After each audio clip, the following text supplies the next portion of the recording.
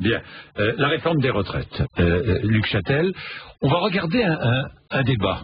On va remonter 17 ans en arrière, c'était en 1993, et face à face se retrouvaient, étonnant, Nicolas Sarkozy et Dominique Strauss-Kahn. On va écouter et regarder.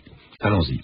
Le RPR et le DF étaient contre l'IGF, l'impôt sur les grandes fortunes en 81. Quand ils sont revenus au pouvoir en 86, ils l'ont supprimé. C'est logique, ils étaient contre.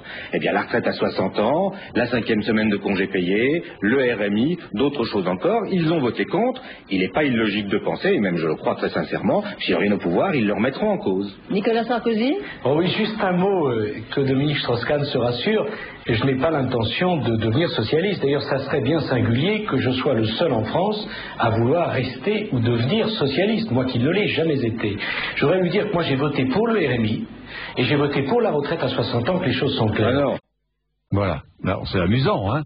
Et Dominique Strauss-Kahn qui pensait qu'on allait revenir sur la retraite à 60 ans, et Nicolas Sarkozy qui disait « Ah non, on n'en touchera pas à la retraite à 60 ans, j'ai voté pour ». Il n'a pas voté pour parce qu'il n'était pas député à l'époque, cela dit, au passage, mais enfin bon.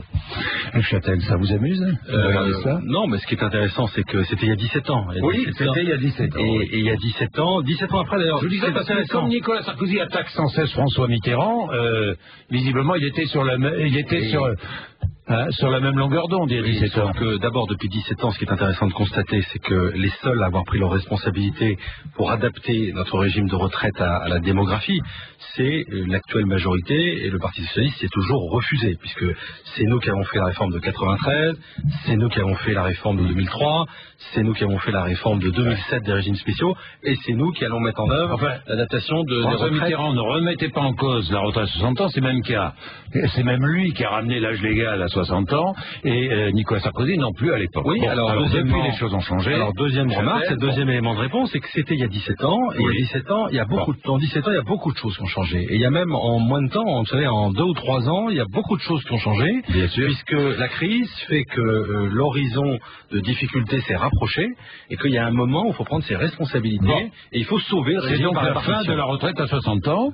Aujourd'hui, puisque tout a changé, on est d'accord, Luc Châtel? C'est la volonté, le ministre s'est très clairement exprimé sur le sujet, c'est la volonté d'allonger la durée de travail. Oui. Parce donc que la fin de la retraite à 60 ans. Aujourd'hui, le problème il est démographique. Mais pourquoi ne pas le dire? Parce que c'est la fin de la retraite à 60 ans, puisque tout le monde le sait. Non, mais tout simplement parce que nous voulons respecter la période, le calendrier que nous nous sommes fixés. Vous savez, on a fixé une méthode et un calendrier.